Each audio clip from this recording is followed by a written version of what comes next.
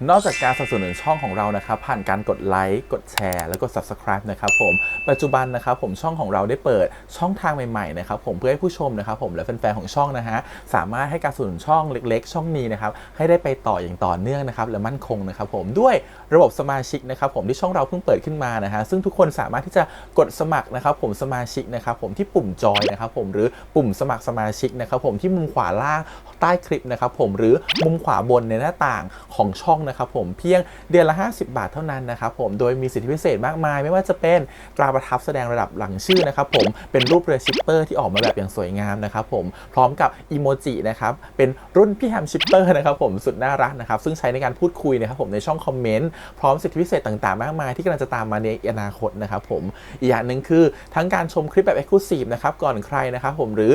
โอกาสที่จะได้ทำกิจกรรมต่างๆร่วมกันในอนาคตนะครับผมก็สำหรับสมาชิกเท่านั้นนะครับผมที่เก็บสิทธิ์นี้เอาไว้ให้กับทุกๆท่านนะครับแต่หากระบบสมาชิกยังไม่หนำใจนะครับผมเรายังมีช่องทางอื่นให้สนับสนุนกันนะครับผมไม่ว่าจะเป็นระบบซุปเปอร์แตงนะครับผมซึ่งหากผู้ชมเนี่ยเจอสัญลักษณ์นะครับรูปหัวใจนะครับผมที่มีดอลลาร์ไซน์นะครับผมหรือสัญลักษณ์รูปเงินดอลลาร์อยู่เนี่ยข้างใต้คลิปใดคลิปหนึ่งเนี่ยสามารถที่จะคลิกนะครับผมเพื่อโดเนทนะครับผมแทนคำขอบคุณนะฮะเพื่อเป็นการสนับสนุนช่องได้นะครับหรือจะเป็นการโดเนทนะครับผ่านบัญชีธนาคารนะครับผมซึ่งได้ใส่รายละเอียดเอาไว้แล้วนะครับข้างใต้คลิปนี้นะครับผมเอาไว้ที่คำบรรยายใต้คลิปนอกจากนั้นนะครับผมเรายังได้เปิด Line Open Chat นะครับซึ่งชื่อว่า ATS Channel Family นะครับผมก็เลยขอเชิญชาวช่องทุกคนนะครับผมเข้าร่วมห้องแชทได้โดยไม่มีค่าใช้จ่ายใดทั้งสิ้นนะครับผมเอาไว้พูดคุยแลกเปลี่ยนข่าวสารกันนะครับผมในครอบครัวของเราและผมได้จัดทำสติกเกอร์ลายรุ่น Lovely พี่แฮมนะครับชิปเปอร์นะครับเอาไว้เป็นสติกเกอร์ที่ใช้พูดคุยกันด้วยนะครับจะได้ใช้คุยกันในกลุ่มก็น่ารักดีนะครับผมหรือจะเอาไปใช้คุยกับเพื่อนๆส่วนตัวก็ได้นะครับไม่ติดอะไรเลยนะครับผมตั้งใจทำออกมามากๆนะฮะเพียงชุดละ35 บาทเท่านั้นนะครับผมใช้ได้ตลอดชีพนะครับผมก็หวังว่าทั้งหมดนี้นะครับผมจะเป็นเรื่องราวดีๆที่จะเกิดขึ้นกับช่องของเราและชาวช่องของเราทุกคนนะครับผมเพื่อมุ่งหน้าต่อไปสู่ปี 2023 ปีนี้และก้าวต่อไปด้วยกันอย่างมั่นคงนะครับผมอย่าลืมสนับสนุนกันนะครับขอบคุณครับ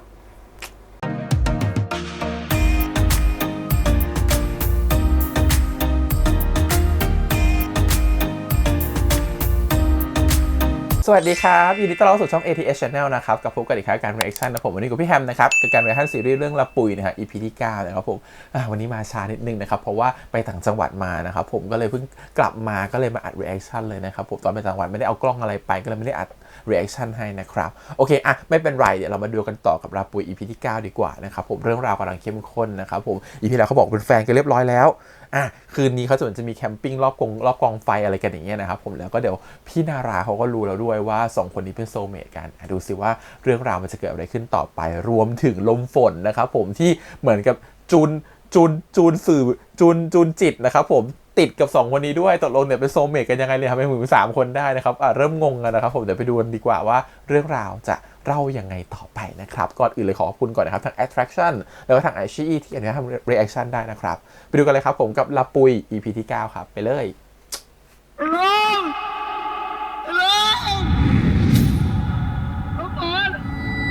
อะไรเนี่ย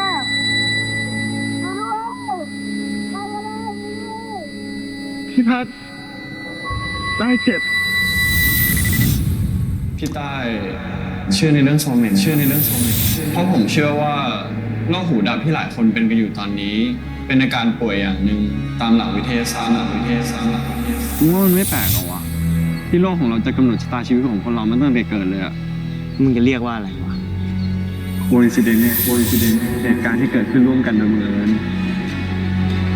ไม่จำเป็นต้องมีพรหมลิขิตเลยเว้ยไม่มีใครมากำหนดความรักของมึงได้บ้างใต้อยู่ที่ไหนใต้บอกพี่ดอยแม่เพียง กูแค่ไม่เชื่อเรื่องสมมติ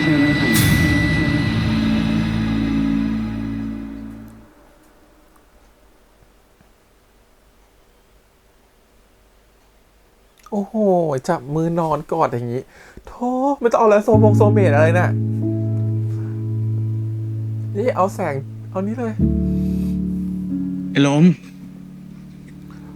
รับแสงเทียนไม่แน่ใจเลย มึงโอเคปะเนี่ยค่อยๆมึงค่อย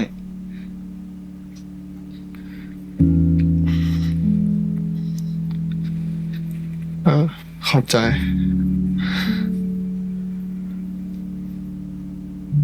มึงนะมึง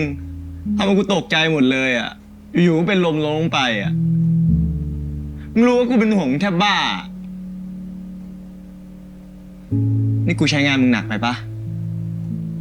หรือว่ามึงพักผ่อนน้อยที่เชื่อกูขอโทษ กูจะไม่ใช่มึงแบบนั้นอีกแล้วเว้ย ปกติมึงเป็นแบบนี้ปะเนี่ย ไม่เคยเลยเราเจอพี่แสงใต้ยังวะ เจ้าหน้าที่เขาแจ้งมาแล้วอ่ะกำลังพาตัวมา คุณแสงเทียนครับ คุณแสงใต้กลับมาแล้วครับ โอเคพี่ เดี๋ยวผมตามลงไป ขอบคุณมากครับ ครับ มึงไหวปะไปหาไอ้ใต้กับพี่พัดกัน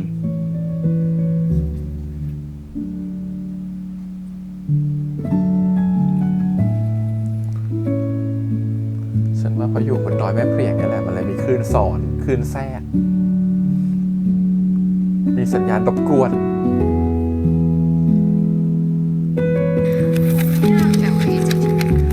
หนาวครับ ไอ้ เทียน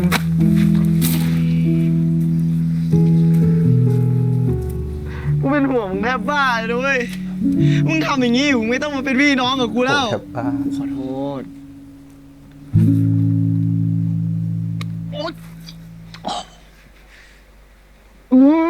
เดี๋ยวกูเจ็บอีกข้างปะเนี่ย มึงนั่นแหละ ผมขอโทษอีกทีนะครับ ผมจะไม่ให้เรื่องแบบนี้เกิดขึ้นอีกแล้ว ถ้ามันเกิดขึ้นอีกนะ กูเนี่ยจะเป็นลากคอมึงลงมาเอง เลิกร้องไห้ก่อนเลย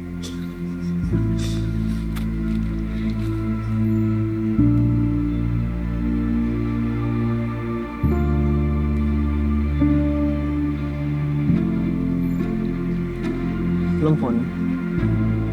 ครับ มีอะไรหรือเปล่าครับ อ๋อ ไม่มีอะไรครับ ผมแค่โล่งใจอะครับ ที่พี่กลับมาอย่างปลอดภัย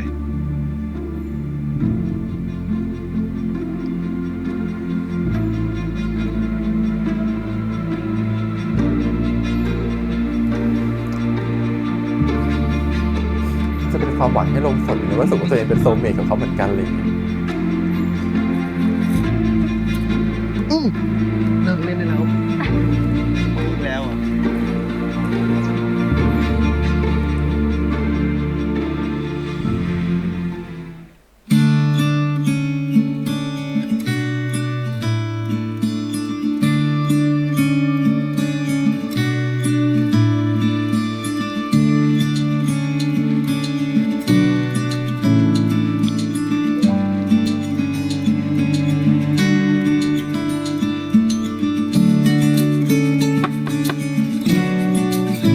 ครับ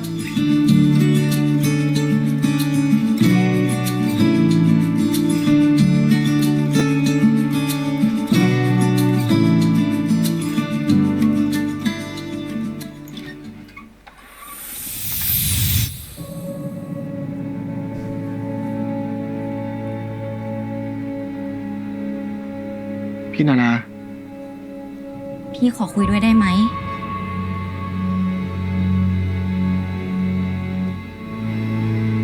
ฉันก็เลยขอแสงใต้เป็นแฟนอ่ะ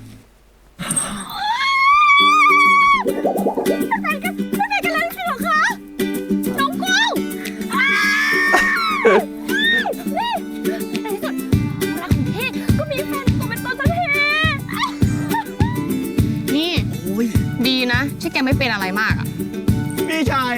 นี่โคตรเจ๋งเลยครับ เอาไป2 โป้งโป้งโป้งโป้งโป้งโป้ง เอาอีก2 โป้งค่ะ นี่กูกับไอ้ฟินก็ไม่มีคนล้อแล้วดิ เดี๋ยวแม่งก็มีเรื่องใหม่มึงเชื่อกูดิ นี่พอเลยพวกแกอะแต่ฉันดีใจกับแกด้วยนะ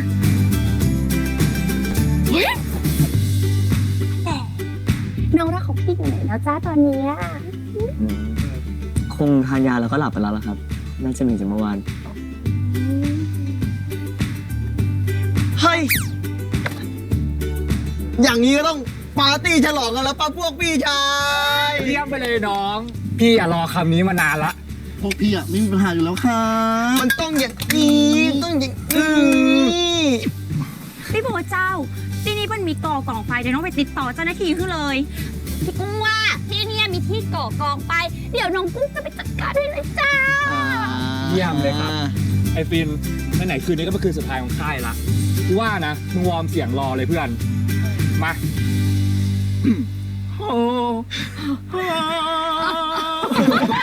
อยู่แล้ว ร้องเพลงอะไรเนี่ย เหนื่อยจริงทำไมฉันต้องฟังอะไรแบบนี้ โอ เนี่ย เคปะเนี่ย เบื่อ ไม่ดีขึ้นเลยเหรอ อ่ะโอเค คืนนี้เจอกันที่กองไฟดีใจว่ะแล้วก็น้องแสงเทนคะ ครับ ดูแลน้องน้ำฝนด้วยนะน้ำฝนถ้าไหวออกมาตีด้วยกันนะ ได้เลยครับ ทุกคนมันแรงมันนะลูกสาวเอากัน ฉันรำคาญอีกการหมุนล่มมากๆ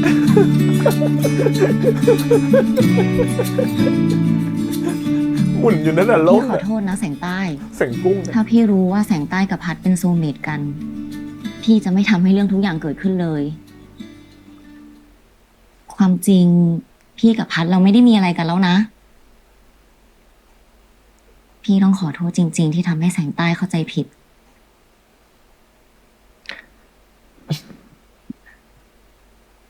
พี่นาราอย่าโทษตัวเองเลยนะครับ ใต้ต่างหากที่อยากขอโทษพี่นารากับทุกๆคนน่ะที่ทำให้เดือดร้อนกัน แต่ต้ายืนยันนะว่าสิ่งที่ได้ทำลงไปอ่ะ มันมาจากการตัดสินใจของต้าเองทั้งนั้น และตอนนี้ต้าว่าต้าก็ได้เรียนรู้อะไรมากขึ้นแล้วด้วย แล้วก็เข้าใจหลายๆสิ่งมากขึ้นละ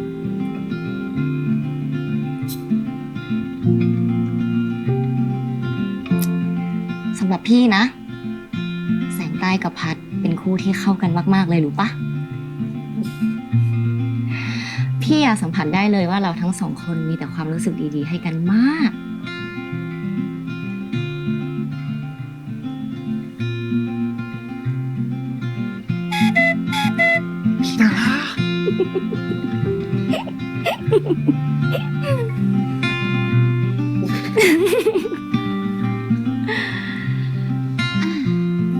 บอกความลับนางฟ้าอะไรกับน้องเลยเนี่ย งั้น พี่ไม่กลัวละ ไปก่อนนะ ครับ หรืออะไรบอกจุดอ่อนของบอกพัดเหรอ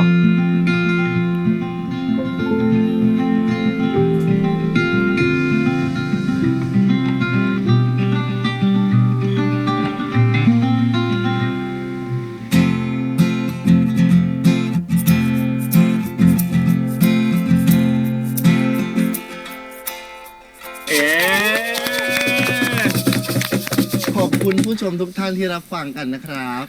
เรามาต่อเพลงต่อไปกันเลยดีกว่า เดี๋ยวไอ้ฟินมึงจะร้องเพลงทั้งคืนเลยเหรอ กินบ้างกินบ้าง อ้าวพูดแบบนี้ก็ชอบ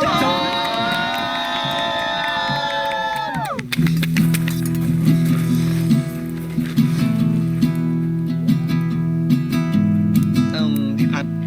ว่าแต่ว่าพี่ดีไม่มาด้วยกันเหรอครับ เห็นไลน์มาบอกว่าเป่าผมอยู่ อีกสักพักก็น่าจะมา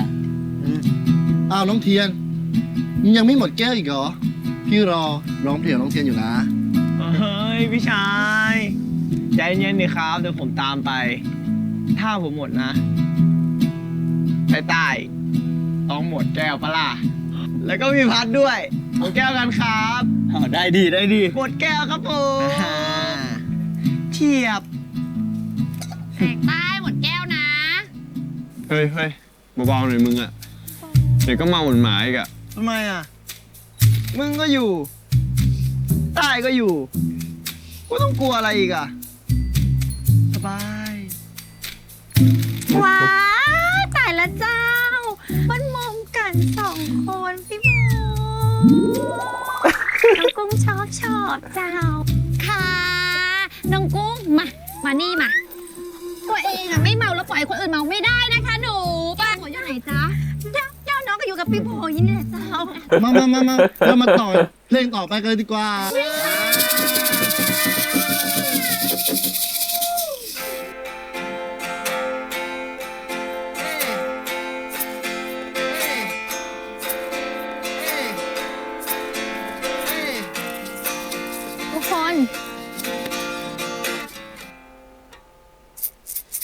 เราพาพี่นารามานั่งด้วยได้ไหม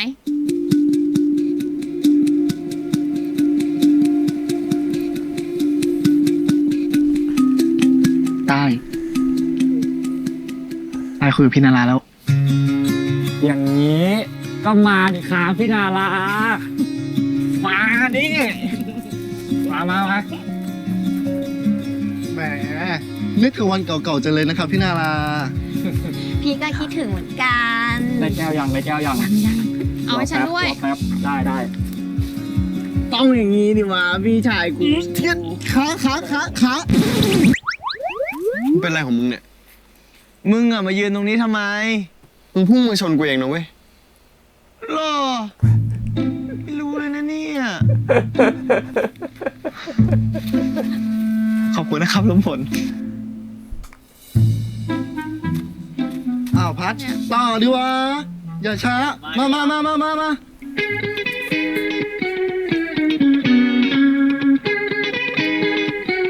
บอกพัดจะเก่งไปไหนเนี่ย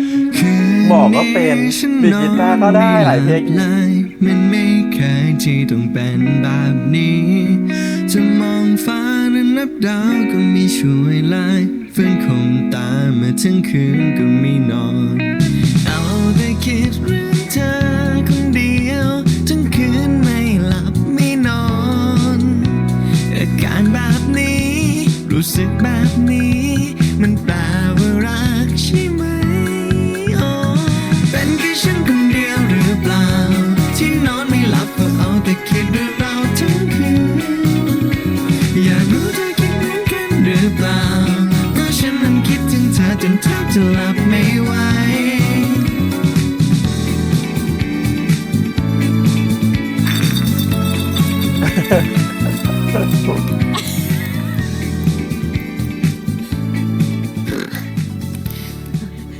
เราอะน้องเทียน เรานั่นแหละ ผมเหรอ Truth or Dare ค่ะ คนอย่างผมไม่มีอะไรที่พูดไม่ได้อยู่แล้วรูดครับผม อะไรเดียวเคยมีรักแรกไหมคะ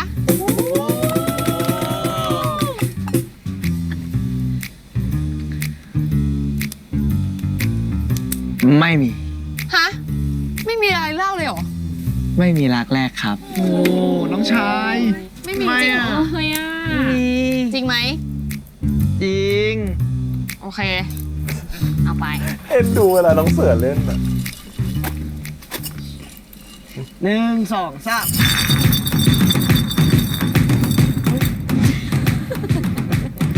3รูดออแดครับ แด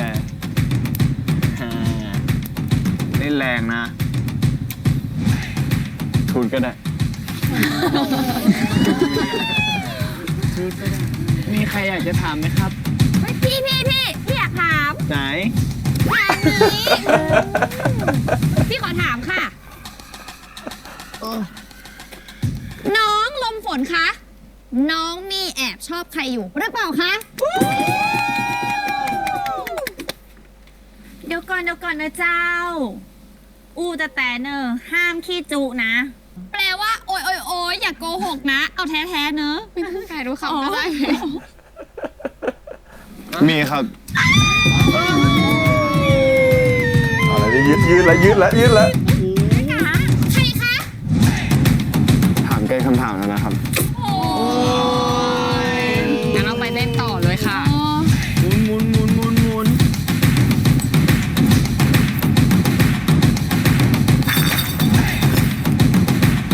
ใช่ พี่พัด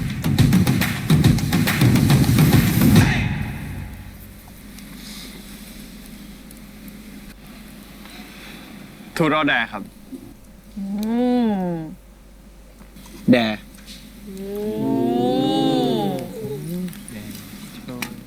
2 ขวดครับ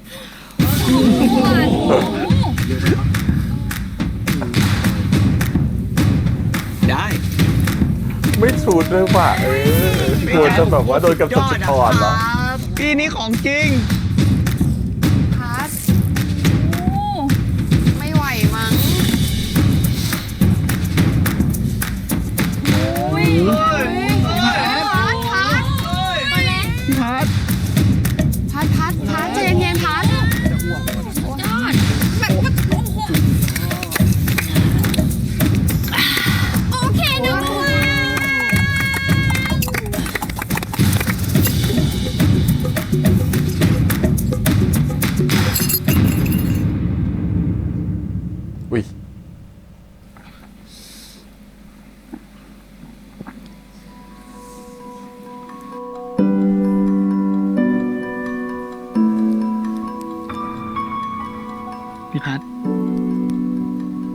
เคลียร์พี่นาราเถอะนะครับ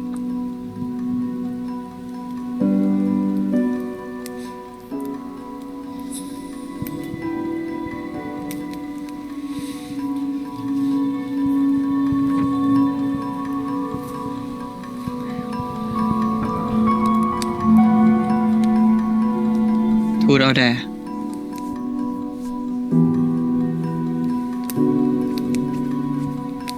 แด แล้วเราออกไปคุยข้างนอกกัน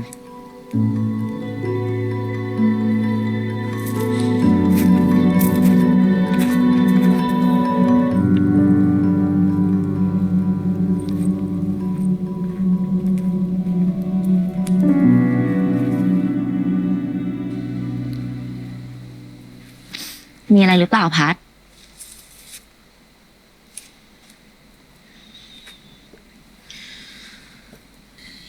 เราแค่อยากขอโทษนารา ขอโทษเรา ขอโทษทำไม ก็ที่เราทำนาราเสียใจเมื่อวานไง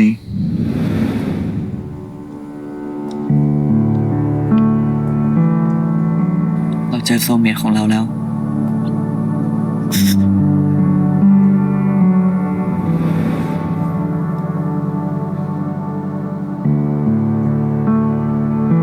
ไม่เป็นไรเลยนะพัด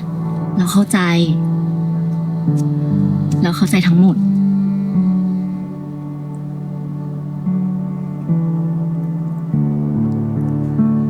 ยังไงพัดก็ได้เจอโซลเมตของพัดแล้ว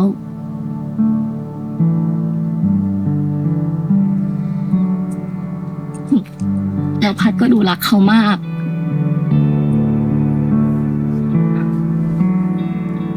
เราสัญญานะว่าหลังจากนี้เราจะไม่มายุ่งวุ่นวายกับพัดอีก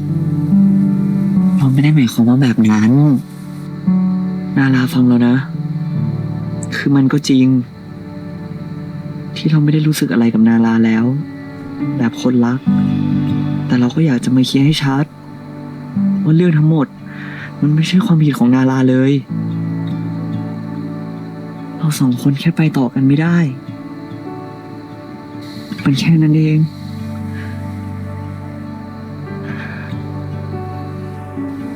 เราอยากจะขอบคุณนาราด้วยซ้ำที่นาราอยู่กับเรามาตลอดทั้งตอนที่มีความสุข หรือว่าตอนที่มีความทุกข์นาราทนเรามาได้ตั้งนาน แล้วความรักที่เราเคยมีให้กับนารามันก็ไม่ได้เลือนหายไปไหน เรายังเก็บมันไว้ในความทรงจำที่ดีที่สุด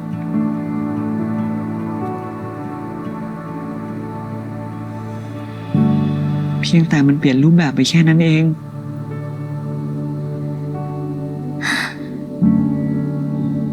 เราสองคนยังเป็นพี่น้องที่ดีต่อกันได้นะ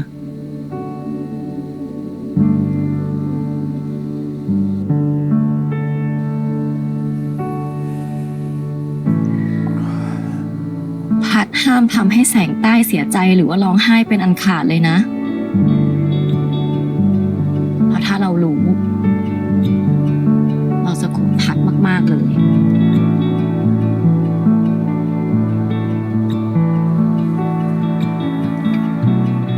ขอบคุณนะสำหรับช่วงเวลาที่ผ่านมาที่เราเคยอยู่ด้วยกัน เรามีความสุขมากเลย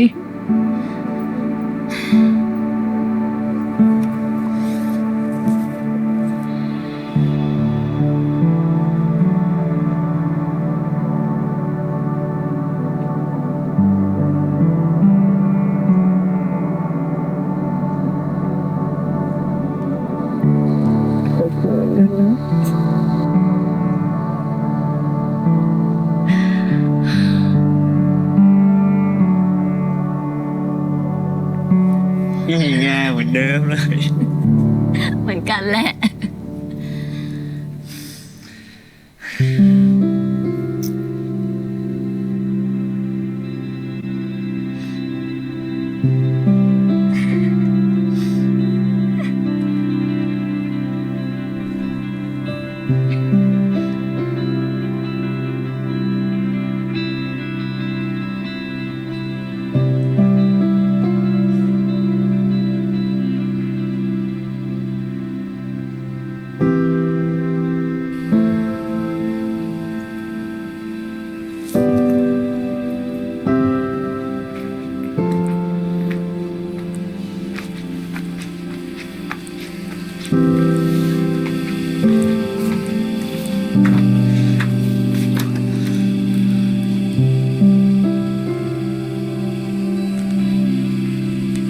อะไรเปล่า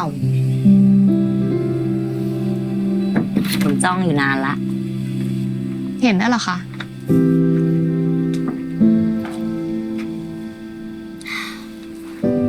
ไม่มีอะไรหรอก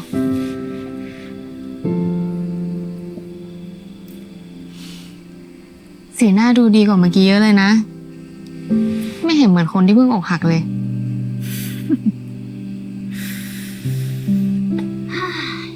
พี่รู้สึก โล่งอะโล่งแบบ อธิบายไม่ถูกเลย ตั้งแต่ที่ได้คุยกับพัดแล้วก็แสงใต้ มันเหมือนทุกอย่างมันเคลียร์หมดแล้วจากแต่ก่อนมันมีสิ่งที่พี่ไม่เคยเข้าใจอะตอนนี้พี่เข้าใจทุกอย่างละ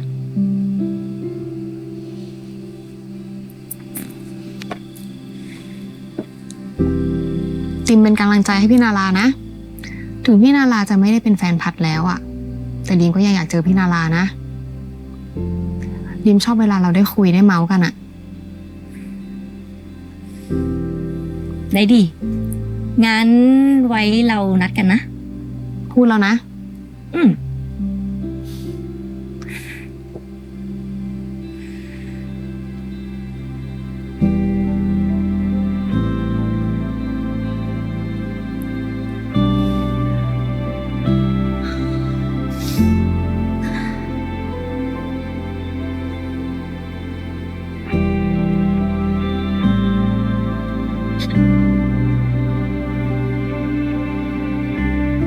ความรักนี่มันยากจังเนอะ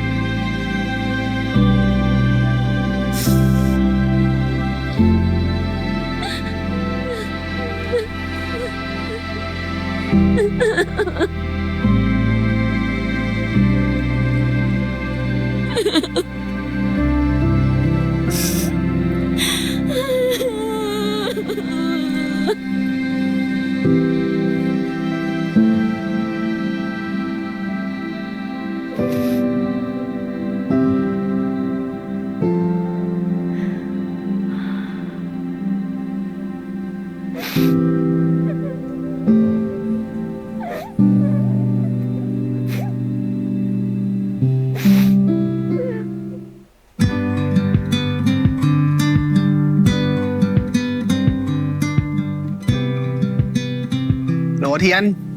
กูถึงมหาลัยมึงแล้วเนี่ยมึงอยู่ไหนเนี่ย รีบมารับกูด้วย มหาลัยมึงทางโคตรงงเลย โอเค รีบมา ต้าครับ ครับ เดี๋ยวต้าจะกลับบ้านเลยไหม หรือว่าอยากไว้ที่ไหนก่อน ต้าเพิ่งนึกออกครับ ต้าขอไปเอาเจ้าดื้อก่อนได้ไหมอะพอดีว่าต้าฝากไว้กับพี่เหนือ ได้สิ แบบนี้ก็หมายความว่าพี่จะได้เจอพี่ชายต้าแล้วใช่ไหม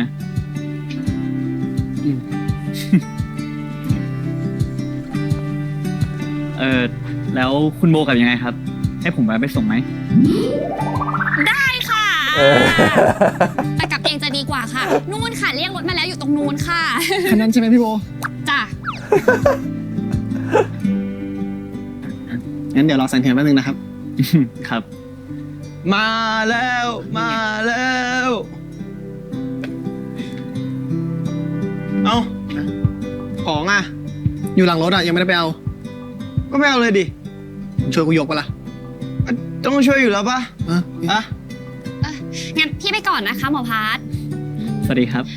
ไปก่อนนะคะลำพวน พี่พัดครับ คือผมมีเรื่องอยากจะคุยด้วยครับ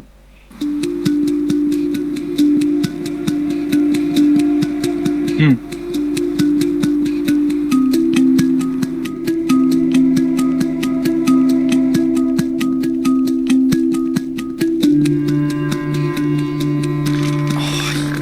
ไม่ต้องมาบ่นเลยกูซื้อมาฝาก ยอมบอกด้วยว่าคุยอะไร ไป กันเนี่ บ่ ย นตอนไหนล่ะยังไม่ได้บ่นเลย เรียบร้อยดีไหมครับ เรียบร้อยดีครับผม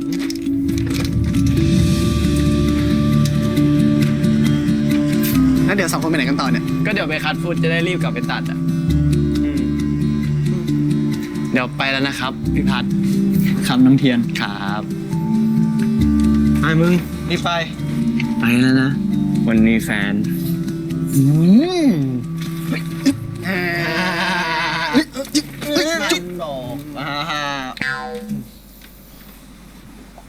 ยอมน้องไม่ได้เลย ไป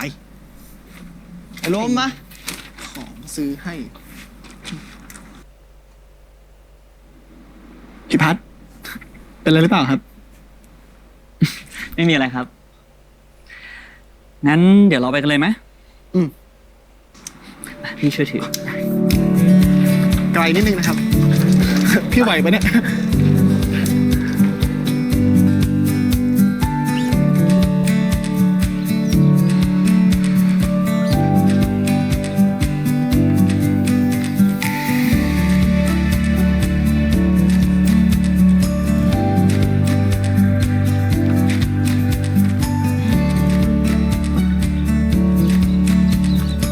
ขับมาจอดหน้าบ้านก็ไม่ได้เนาะต้องเดินมา งงมาก โอ้โห ทำไมทั้งชิดทั้งคู่ขนาดนี้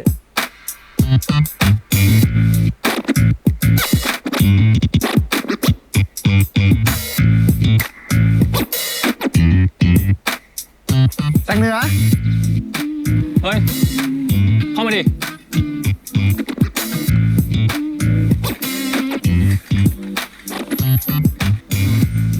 ใส่แก้วแต่ใช้หลอดดูดนะเว้ย เอาดิอ่ะ ถ้ามึงมาเช้าจังวะ ไม่โทรมาก่อนนะ ใต้รู้ไงว่าพี่เหนื่อยไม่ได้นอน รู้ดีนะ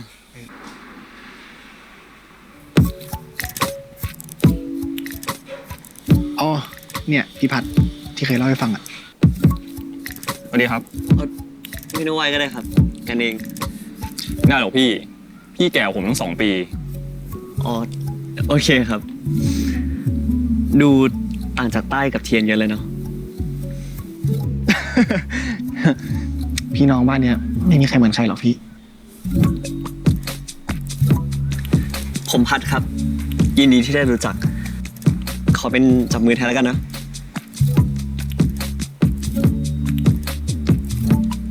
ยินดีครับ อ๋อ แล้วเจ้าดื้ออะพี่ แม่งอยู่ข้างในอ่ะ ไม่ให้กูจับตัวเลย มึงเข้าไปเอาดิ แล้วอยู่ด้วยกันได้ไงเนี่ย ก็อยู่กันแบบความสัมพันธ์แบบเกื้อกูลอ่ะ แม่งได้ประโยชน์คนเดียว ส่วนกูไม่ได้เลย เกื้อกูลปะวะ นั่นแหละนั่นแหละ เดี๋ยวใต้เขาไปเอาเจ้าดื้อก่อนนะ ได้ครับ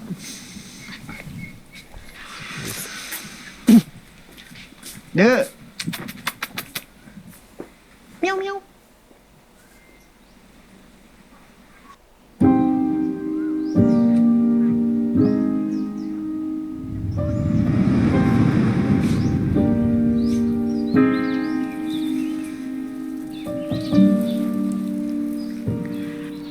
นี่แน่ อะไรกัน หลานคนนี้ โตเป็นหนุ่มแล้วยังจะมาอ้อนยายอีก ไม่ให้พัดอ้อนยาแล้วให้พัดไปอ้อนใครอะครับ ไม่ต้องมาพูดดีเลย มา เดี๋ยวพัดช่วยลด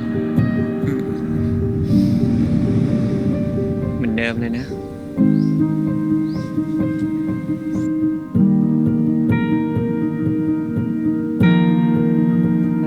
คืออยู่บ้านข้างๆกันด้วย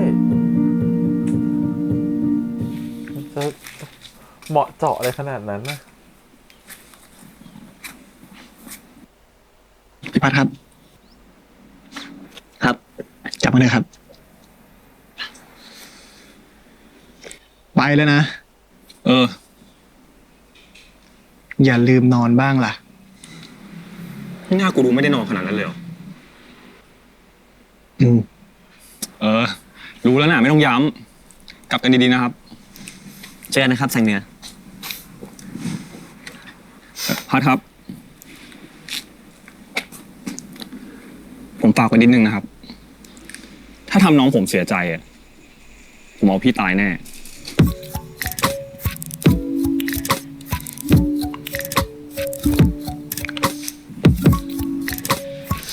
คนฝากเยอะจังเลย แส แต่เหนือเขาดูเป็นผู้ใหญ่กว่าที่คิดเนาะ ก็น่าจะด้วยความที่เป็นพี่คนโตมั้งครับ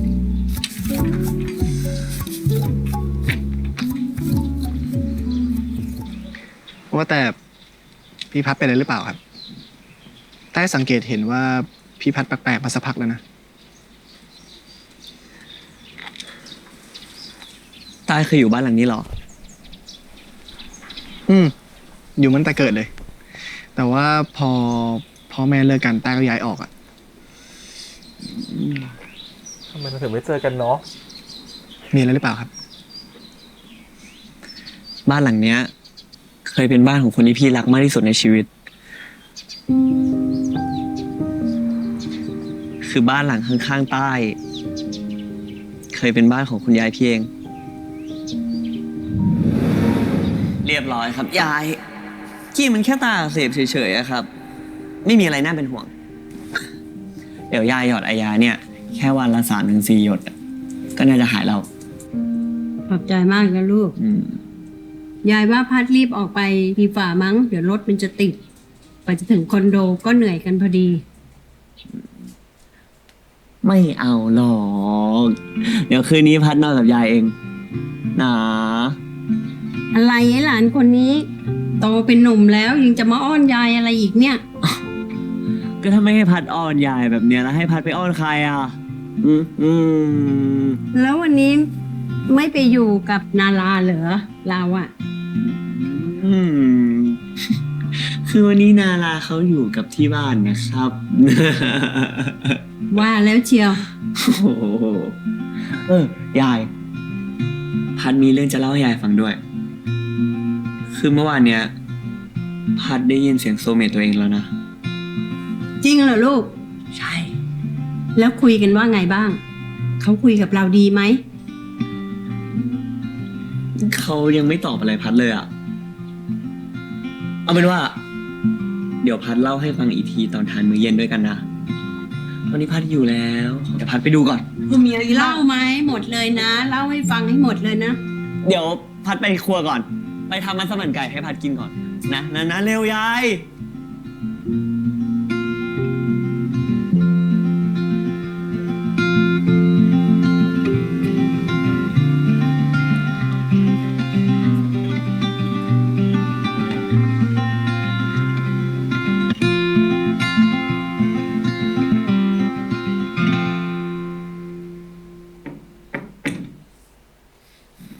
ไม่ได้หรอกครับ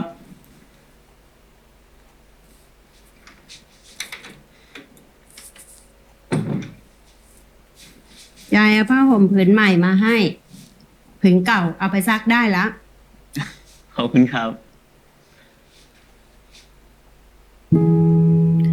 เฮ้อน่าสงสารเขาจริง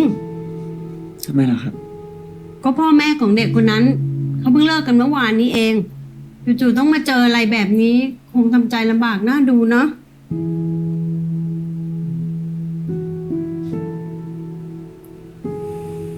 ยายไปนอนแล้วนะ โอเคครับมาโอ้สวัสดีนะครับคุณยาย ยายไปแล้วนะ ครับผม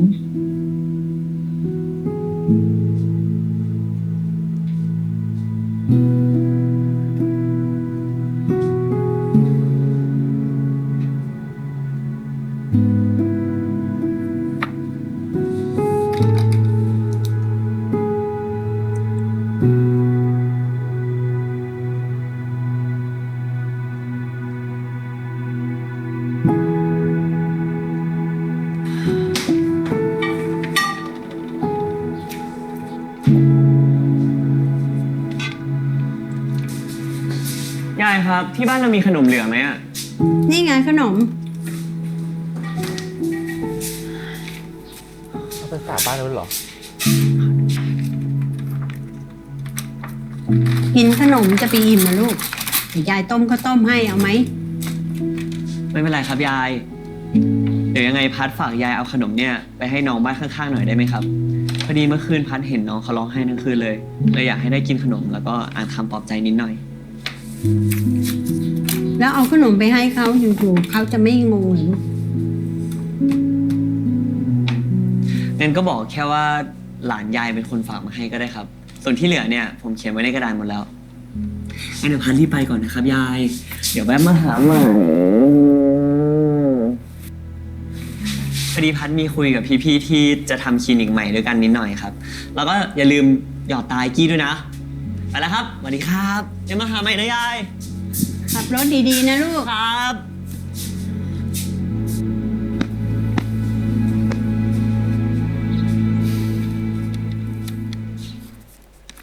หนูลูก ครับ หลานยายเขาฝากขนมมาให้ หลาน อ๋อ ครับ ไม่ถูก มันไม่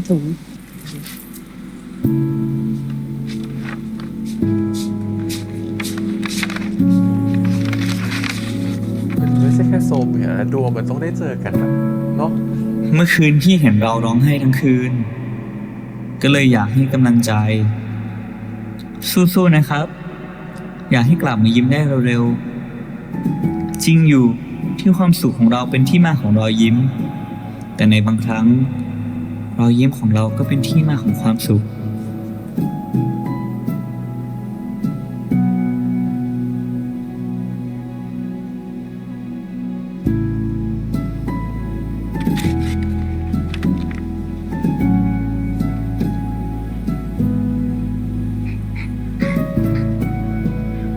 ยายครับ ยาย ฮะ ว่าไงลูก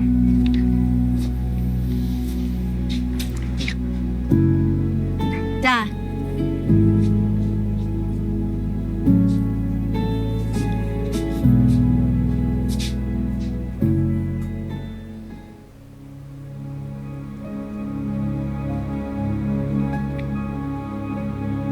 ขอบคุณครับพี่ใจดี ผมจะพยายามกลับมายิ้มให้ได้นะครับ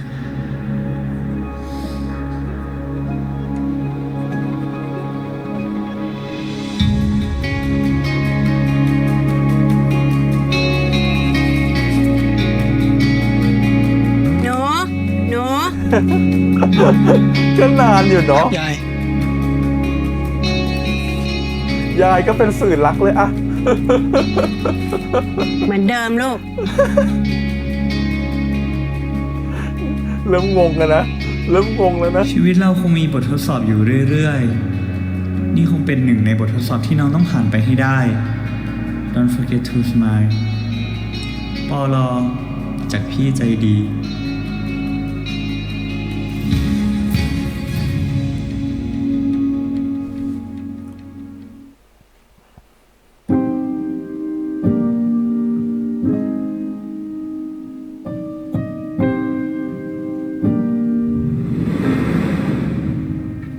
พ่อ พ่อเดี๋ยวรอตายก่อน พ่อ พ่อ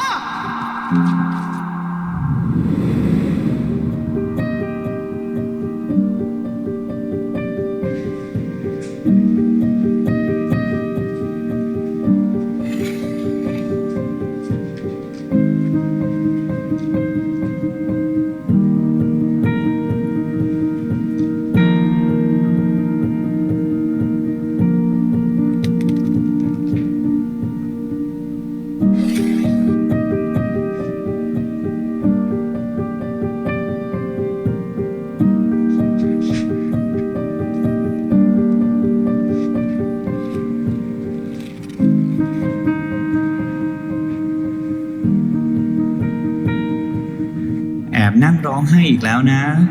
พี่บอกแล้วไง ว่ารอยยิ้มของเรามันสำคัญแค่ไหน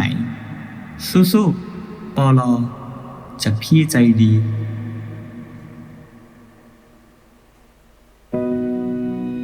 น่ารัก พ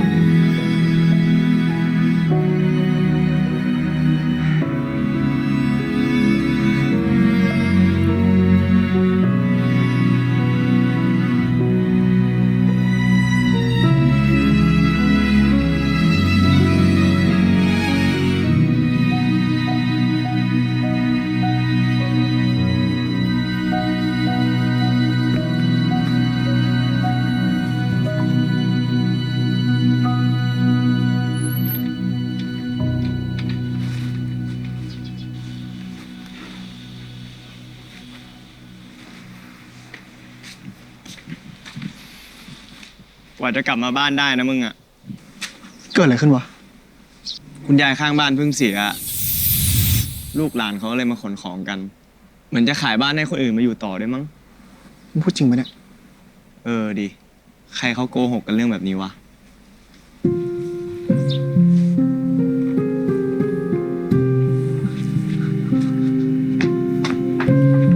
มึงรีบจังอ่ะ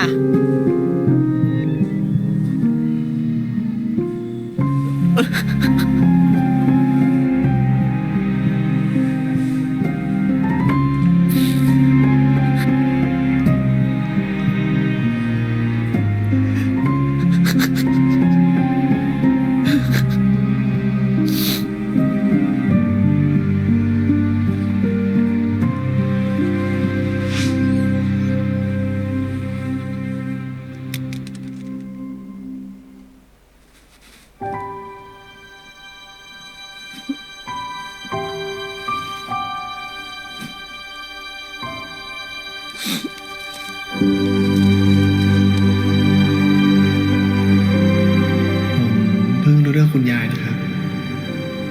เสียใจด้วยนะครับ แต่ผมจะอยู่ข้างๆพี่จากอีกฝั่งนะครับ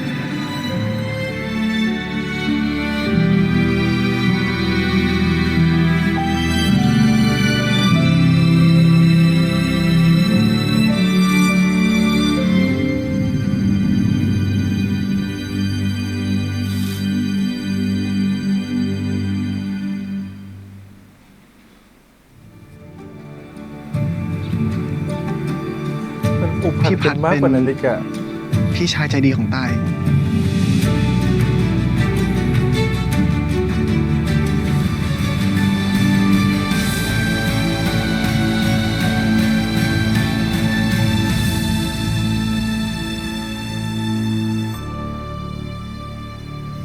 กูเคยบอกมึงแล้วใช่ไหมว่าอย่ายุ่งกับแฟนกูอ่ะ มึงจะบอกว่าพี่กูมีโซลเมท2 คนเหรอ เป็นทุเล่ มึงแค่อยากรู้หัวใจตัวเองไงว่ากูชอบใครอ่ะ ทิศหน้าดราม่าโอ้ยพอลมฝนนั่นแหละเป็นจูนขึ้นติดนี่แหละก็เลยคิดว่าตกลงมีโซลเมท2 คนไปยุ่นวายกับแฟนเขาจริงๆอะนะถึงได้เป็นโซลเมทกันก็จริงอะนะ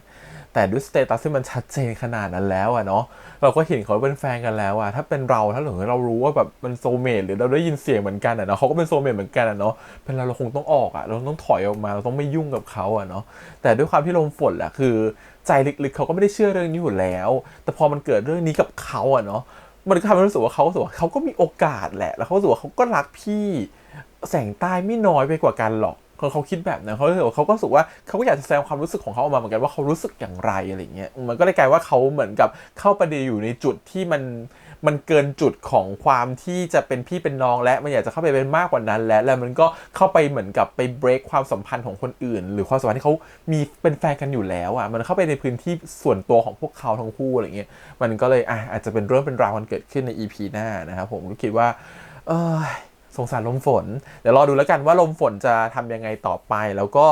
ตัวแสงเทียนเองกับลมฝนในความสัมพันธ์เขาจะเป็นยังไงเขาจะรู้ตัวกันหรือยังว่าเขาชอบกันหรือเปล่าหรืออะไรอย่างนี้นะฮะลมฝนยังอยู่ในภาวะที่ลังเลอยู่นะฮะเพราะเขายังไม่ได้คำตอบที่ชัดเจนว่าที่สิ่งที่มันเกิดขึ้นกับเขามันเรียกว่าอะไรนะฮะตอนนี้คือว่าเป็นพวกวิทยาศาสตร์ว่าความบังเอิญอะไรใช่ไหม coincidence แต่เขาก็ยังไม่แน่ใจหรอกว่าสิ่งที่มันเกิดขึ้นคืออะไรคำตอบมันก็ไม่มีให้เนาะเดี๋ยวมันคงจะได้รู้ชัดเจนมากขึ้นแหละใน EP ต่อๆไปนะรวมถึงตัวแสงเทียนเองด้วยว่าตัวของเขาชอบลมฝนหรือเปล่าทีนี้กลับมาที่ตัวพัดนะครับผมกับตัวของแสงใต้ก็ส่งหัวหวานนะโรแมนติกละมุนนะครับผมนู่นตัวพัดก่อนตัวพัดก็ได้เคลียร์กับนาราเนาะเราชอบพาร์ทการที่เขาเคลียร์กันนิดนึงนะรู้สึกว่านาราได้มาคุยกับแสงใต้ก่อนแล้วก็รู้สึกว่าแสงใต้ก็เป็นคนดีคนหนึ่งแล้วเขารู้สึกว่าเขาก็เข้าใจในความที่เหมือนกับว่าในช่วงเวลาที่เขาไม่ได้อยู่ตรงนั้นน่ะแฟนเขาเนี่ยก็ได้เจอกับโซลเมทของเขาแล้วมันก็เป็นความสัมพันธ์ที่ดีด้วยอะไรเงี้ยแล้วความสัมพันธ์ที่เขาไม่ควรเข้าไปแทรกกลางแล้วเขาก็ควรจะถอยออกมาแม้เขาจะเสียใจก็ตามแม้เขาจะมีความหวังลึกๆว่าอยากจะกลับมาหาพัดแต่สุดท้ายมันคงไปต่อไม่ได้แต่มันก็ยังไม่ได้เคลียร์ใจขนาดนั้นเนาะมันรู้สึกว่ามัน มันแค่ยอมรับอีกอะก็ยอมรับสภาพแล้วกันในความรู้สึกตอนแรกเหมือนก็ยอมรับสภาพว่าโอเคเขาเกิดเป็นคู่กันแหละเราคงไปแทรกกลางมันไม่ได้เราก็เข้าใจแล้วทำไมเขาถึงไม่รับเราเพราะว่าเขาได้เจอโซลเมทของเขาแล้วมันเป็นแค่การยอมรับสภาพแต่มันไม่ได้เคลียร์ปมในใจมันคืออะไรปมในใจมันคือว่าแล้วถ้าสมมติว่าคนที่เราชอบคนเนี้ยอย่างพัดเนี่ยเขายังรักเราอยู่หรือเปล่าเขาไปต่อเราเลยหรือเปล่าเขารักเราจริงๆหรือเปล่าอย่างเงี้ยพอสุดท้ายเนี่ยพัดได้กลับมาคุยกับตัวของนาราแล้วก็ได้เคลียร์กันมันก็ทำให้รู้สึกว่าโอเคเข้าใจกันมากขึ้นว่าจริงๆแล้วพัดก็ไม่ได้รักนาราน้อยลงเลยแต่แค่ความสัมพันธ์ที่ไม่มีกับนารามันเปลี่ยนรูปไปอันนี้ก็ต้องเข้าใจในหลายๆมุมนะครับผมในความสัมพันธ์ปกติคนเราเวลาเราเลิกกับแฟนหรือเราเลิกกับใครสักคนหนึ่งเนี่ยบางคู่ก็สามารถจะเป็นเพื่อนกันได้บางคู่สามารถเป็นพี่เป็นน้องกันได้บางคู่ก็อาจจะไม่สามารถเป็นกลับมาเป็นความสัมพันธ์ที่ดีกันได้อีกเลยก็ได้นะครับผมมันเป็นได้หลายรูปแบบมากๆมันอยู่ที่ว่าคุยกันยังไงตกลงกันยังไงแต่ในที่เนี้ยโอเคทั้งสองคนตกลงกันลงตัวปกติทั้งสองคนมันต้องยินยอมพร้อมใจเนาะมันจะเป็นใครคนใดคนหนึ่งไม่ได้ที่สมมติว่าคนนึงอยากจะคีปความสัมพันธ์เป็นพี่น้องแหละอยากจะคบกับพี่น้องต่อไปแต่ให้อีกคนนึงเขาไม่อยากมันก็ไม่เกิดขึ้นนะครับผมทีเนี้ยเรารู้แหละพัดเขาคงอยากจะคีปความสัมพันธ์นี้ไว้อยากจะเก็บความสัมพันธ์นี้ไว้ไม่อยากให้มันเสียไปเลยอยากจะให้มันจะมีเยื่อใยต่อกันอยู่บ้างมันจะได้เจอกันแล้วมันจะพูดคุยกันได้บ้างอะไรอย่างเงี้ยเรารู้สึกว่าเขาก็เต็มที่กับมันเหมือนกันแล้วก็รู้สึกว่าเขาก็รู้สึกดีๆกับนาราแล้วก็นาราความทรงจำดีๆในอดีตเหมือนกันบางครั้งเรารู้สึกว่าการมองโลกอย่างนี้เป็นการมองโลกที่ดีเหมือนกันนะฮะด้วยความสัมพันธ์ที่มันเลิกกันโดยที่แบบไม่ได้มีใครทำร้ายกันน่ะมันเป็นความสัมพันธ์ที่พอเลิกกันแล้วมันสามารถจะเป็นในเวที่ดีได้เพราะรู้สึกว่าความทรงจำของเขาที่เรามีเขาอยู่ในความทรงจำมันเป็นเรื่องสวยงามหมดเลยมันไม่ใช่เป็นเรื่องที่แย่ไม่ใช่เรื่องที่เลวร้ายอะไรแบบเนี้ยมันเวลาเราจะตัดใครสักคนออกไปจากใจถ้ามันไม่ใช่เป็นเรื่องที่เลวร้ายจริงๆหรือเรื่องที่แย่จริงๆมันตัดออกไปมันตัดลำบากมากครับเพราะว่ามันเวลานึกถึงเขามันจะมีภาพดีๆความทรงจำดีๆอะไรเงี้ยที่มันอยู่ในความคิดของเรางั้นเวลาเราตัดใครคนแบบนี้เราต้อง move on โดยการที่เราต้องเป็นตัวเองให้ดีมากขึ้นเราต้องไปทำชีวิตของเราให้ดีมากขึ้นเอาความโฟกัสของเราไปลงกับเป็นอื่นแทนอะไรเงี้ยแต่มันก็จะมีความรู้สึกของเขาอยู่ในใจลึกๆแหละแล้วมันก็เก็บเอาไว้อยู่ในห้องหนึ่งในความคิดของเราที่รู้สึกว่ามันเป็นความคิดความทรงจำที่มันมีค่าเหลือเกินเมื่อวันที่เราได้คบกับเขาเราได้อยู่กับเขาอะไรเงี้ยเพราะฉะนั้นเราก็อยากจะรู้สึกว่าพอเราถ้าวันหนึ่งเราไม่เจอใครคนใหม่เราอาจจะมีความเราสามารถจะให้ความรู้สึกแบบนั้นมันย้อนกลับมาแล้วกลับมาเป็นแฟนกันใหม่ก็ได้แต่วันนี้เราได้เจอใครคนใหม่แล้ว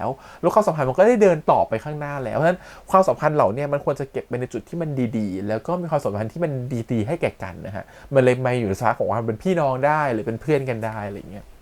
ขณะที่นาราเนี่ยเขาก็อยากจะคิดความสัมพันธ์ไว้แหละแต่ลึกๆเขาก็ไม่อยากจะคิดความสัมพันธ์เนาะพูดไงดีคือลึกๆเขาอยากจะมีแฟนเป็นพาร์ทเขาอยากจะสืบเหมือนกับว่าความสัมพันธ์ให้มันดำเนินหน้าต่อไปกับพัดได้อะไรเงี้ยแต่สุดท้ายพอมันเป็นไปไม่ได้จริงๆเขาก็ต้องยอมรับความจริงแต่ถามว่าเขามีพัดอยู่ในหัวใจไหมมันไม่ได้ลึกๆในหัวใจแล้วแหละมันคุกรุ่นขึ้นมาแล้วมันมากกว่าความลึกๆในหัวใจแล้วมันเลยเหมือนกับกลับมารักพัดใหม่อ่ะแล้ววันนี้เหมือนกับโดนหักอกด้วยความที่เราต้องจำยอมแล้วก็ถอยกลับมาแม้จะเข้าใจทุกอย่างก็จริงแต่มันก็เสียใจเนาะก็ไม่แปลกที่นาราจะเหมือนกับว่าตอนแรกเหมือนจะเข้มแข็งแต่พอไปอยู่กับดรีมก็คือร้องไห้เลยนะครับผมมันก็เข้าใจเหมือนกันแต่ความสัมพันธ์เขาเหมือนจะแบบความสัมพันธ์ที่ดรีมมีให้เหมือนกับมองเกินความเป็นพี่สาวอยู่นะเหมือนเขาพยายามใส่รายละเอียดดีเทลเล็กๆน้อยๆแหละให้เราแบบพอจะมโนภาพอะไรต่อไปได้ว่าหรือว่าจะเป็นดรีมนาราก็ได้นะอะไรแบบเนี้ยแต่ก็ไม่ได้ชัดขนาดนั้นก็ยังมีความเป็นพี่น้องปลอบใจกันได้อยู่เหมือนกันนะครับผมแต่ก็พยายามจะใส่แบบไม่รู้สิมันมีเซนส์บางอย่างบอกว่าเขาพยายามจะใส่อะไรแบบนี้ออกมาในมุมของหญิงๆอะไรเงี้ยนิดหนึ่งให้เห็นความสัมพันธ์ของการที่ว่ารู้สึกว่าดรีมน่าจะมองพี่นาราเป็นมากกว่าความเป็นพี่น้องนิดหนึ่งเพราะเขาไม่เคยปูความสัมพันธ์ของสองคนนี้มาก่อนเลยไงแต่พอใส่แมสเซจออกมาแบบนี้มาแบบความแบบเนี้ยทันทีทันใดแล้วมันแรงๆอย่างเงี้ยมันรู้สึกว่าหรือจริงๆแล้วเขารู้สึกอะไรมากกว่านั้นแต่นาราจะไม่รู้สึกก็ได้นะแต่ดรีมอาจจะรู้สึกทีนี้พอสุดท้ายพอดรีมไปปลอบใจนาราก็น้ำตาแตกครับท่วมท้นก็ถือว่าเป็นตัวละครตัวนี้ที่เราสงสารนาราอยู่พอสมควรนะรู้สึกเขาไม่ได้ผิดอะไรหรอกแต่มันเหมือนแพ้พรหมลิขิตบางอย่างแพ้โชคชะตาแพ้เดสตินีแพ้บุญบาปกรรมอะไรบางอย่างแหละที่เราไม่ได้เกิดมาคู่เขาบางทีของบางอย่างมันไม่ใช่เป็นของเราครับมันก็ไม่ใช่ของเราถึงจะฝืนมันไปแค่ไหนมันก็ไม่เป็นของเราอยู่ดีนะครับผมคนบางคนเขาอาจจะเกิดมาคู่กันแต่เราอาจจะเกิดมาเจอกันอาจจะเป็นกรรมเก่าอาจจะเป็นอะไรก็ได้ที่เราเกิดมาเป็นแฟนกันเกิดมาคู่กันเกิดมาเจอกันเพื่อให้เราได้เรียนรู้อะไรบางอย่างให้เราเติบโตขึ้นไปอีกขั้นหนึ่งของชีวิตก็ได้นะครับผมเพื่อจะไปเจอสิ่งที่ดีกว่าในชีวิตไปเจอคนที่ดีกว่าในชีวิตไปเจอคนที่เขารักเราจริงๆไปเจอคนที่เขาเหมาะสมกับเราจริงๆแล้วก็เป็นคนที่รู้สึกว่า เราผ่านเรื่องต่างๆมาแล้วผ่านประสบการณ์มาแล้วจนเรารู้แล้วว่าสิ่งนี้แหละคือสิ่งที่เราต้องการแล้วเราได้เจอคนคนนั้นจริงๆอะไรเงี้ยเรารู้สึกว่ามันคือการเดินทางของชีวิตอะครับแต่ถ้ามันเป็นเดสตินีหรือเป็นโชคชะตาที่ได้คู่กันมันก็คงจะดีแหละแต่สุดท้ายมันก็ไม่รู้หรอกนะว่าโชคชะตามันจะเล่นตลกกับเราตอนไหนอะไรเงี้ยทีนี้พอพูดถึงโชคชะตาก็ต้องกลับมาที่ตัวพัดกับแสงใต้เพราะว่า2คนเนี่ยจะเห็นว่าจริงๆมันไม่ต้องใช้ความเป็นโซลเมทเลยเรื่องพยายามจะเล่าความเป็นโซลเมทให้รู้สึก2คนนี้รักกันเป็นเหมือนกิมมิคเป็นเหมือนกับกิมมิคดีลูกเล่นในการเล่าเรื่องในช่วงแรกแต่พอแล้วสุดท้ายเรื่องก็พยายามจะเล่าเพิ่มว่าจริงๆแล้วมันไม่ต้องมีความเป็นโซลเมทเลยก็ได้นะแต่2คนนี้มันก็ผูกพันมาด้วยโชคชะตาบางอย่างอยู่แล้วความได้เจอกันความได้แอบรู้สึกเวลาเห็นเขาแล้วรู้สึกเขาเสียใจเราก็อยากจะปลอบใจเขาส่งข้อความไปส่งขนมไปให้คือความสัมพันธ์มันดำเนินมาก่อนจะรู้ว่าเป็นโซลเมทของกันและกันอยู่แล้วอ่ะมันมีการเจอกันหลายครั้งมันมีการปลอบใจกันหลายครั้งมันมีความรู้สึกดีๆชอบเขาก่อนด้วยซ้ำตั้งแต่ขับรถผ่านไปเจอเขาที่ป้ายรถเมล์คือเรื่องพยายามจะบอกว่ามันไม่ต้องมีความเป็นโซลเมทเข้ามาเกี่ยวข้องโชคชะตาก็พาคุณสองคนมาเจอกันอยู่แล้วแล้วโชคชะตาก็พาให้คุณสองคนน่ะได้สานสัมพันธ์กันอยู่แล้วในทางใดทางหนึ่งอะไรอย่างเงี้ยเพราะฉะนั้นด้วยความที่มันมีโชคชะตาบางอันทำให้คนรู้สึกว่าพอเป็นโชคชะตาล้วนๆมันเหมือนกับคนรู้สึกว่าเฮ้ยมันมีอะไรบางอย่างมาแทรกกลางได้เพราะความเป็นโชคชะตามันไม่แน่นอนมันเหมือนกับพ่อแม่เขาอะอาจจะรักกันเพราะโชคชะตาจริงๆก็ได้แต่สุดท้ายมันก็เลิกกันอยู่ดีแต่พอความสัมพันธ์แบบนี้มันเหมือนกับว่าไม่ใช่โชคชะตาแล้วนะมันคือการกระทำของใครคนใดคนหนึ่งในก่อนหน้านี้และมีผลต่อกันแล้วพอความจริงมันเกิดขึ้นมาทำให้รู้สึกว่าเฮ้ยเราไม่ใช่แค่โซลเมทว่ะเราผูกพันกันมาตั้งนานแล้วเราเป็นของกันและกันมานานแล้วเราซัพพอร์ตกันและกันเราอยู่ข้างๆกันมานานพอสมควรแล้วอะไรเงี้ยเป็นพี่ที่แสนดีมานานแล้วเพราะฉะนั้นมันทำให้ความสัมพันธ์มันดูแน่นขึ้นมากๆถามว่าแฟนตาซีไหมมันก็แฟนตาซีแหละถามว่าบางทีเรื่องบังเอิญนี่ก็ไม่ได้เกิดขึ้นบ่อยๆนะมันคงเกิดขึ้นกับ1ในคู่1ในล้านอะไรเงี้ยไม่ใช่แบบว่าทุกๆคู่จะเกิดแบบนี้นะฮะเพราะฉะนั้นก็ถือว่าความเป็นเนื้อเรื่องที่ซีรีส์พยายามทำให้ดูมันโรแมนติกแล้วก็ให้รู้สึกว่าเราอินไปกับความรักของทั้งคู่ได้มากยิ่งขึ้นทีนี้ก็น่าจะหมดแล้วแหละเรื่องราวนะครับผมก็มีการเปิดตัวแสงเหนือนิดหน่อยนะครับแสงเหนือก็จะคูลๆเท่ๆไม่ได้อะไรมากมายนะผมก็มีการไปขู่พี่พัดว่าดูแลน้องผมให้ดีๆนะก็จะไปเล่าเรื่องของคุณยายของพัดเนาะก็รู้สึกว่าคุณยายเป็นตัวแทนของความที่คนทุกคนมันผ่านความเศร้าเสียใจมาตัวของแสงใต้ก็ผ่านที่พ่อแม่แยกทางกันเนาะก็เป็นความเสียใจครั้งหนึ่งเหมือนกันส่วนพัดเองก็ผ่านความเสียใจคือได้เสียคุณยายไปความตายมันหลีกหนีกันไม่พ้นนะครับแต่มันเสียเวลาที่เราไม่พร้อมเฉยๆคือคนเราสามารถจะมันตายได้ทุกเมื่อครับทุกคนมันย่อมอยู่ในความไม่ประมาทเนาะเราสามารถที่จะเกิดมาพรุ่งนี้เราก็อาจจะไม่อยู่แล้วก็ได้มันเป็นไปได้เสมอแต่ความรู้สึกคือตัวพัดเขาไม่ได้พร้อมที่จะรู้สึกว่าเขาต้องแยกทางจากคุณยายหรือคุณยายจะจากเขาไปเวลาคนเราไม่พร้อมหรือไม่ได้เตรียมใจไว้ก่อนมันจะมีความเสียใจเป็นธรรมดานะฮะพอมันเสียใจเสร็จแล้วเนี่ยมันก็ต้องการกำลังใจแต่ใครจะไปรู้ว่าความกำลังใจที่มันอยู่ให้ข้างๆกันนี่เองแล้วเขาก็ซัพพอร์ตกันและกันเสมอมาเรื่องพยายามจะบอกว่าทุกๆคนไม่ได้มีความสุขมาตลอดพัดไม่ได้เดินมาด้วยความสุขตลอดแล้วก็มาเจอกับแสงใต้ที่มีความทุกข์พัดก็เคยผ่านเรื่องราวทุกข์ใจหรือผ่านเรื่องราวที่มันไม่สมบูรณ์เหมือนกันแต่ในวันที่เขาไม่สมบูรณ์แบบมันกลายเป็นเวลาที่เขาสองคนได้อยู่ด้วยกันแล้วก็ได้แชร์ความรู้สึกที่ดีต่อกัน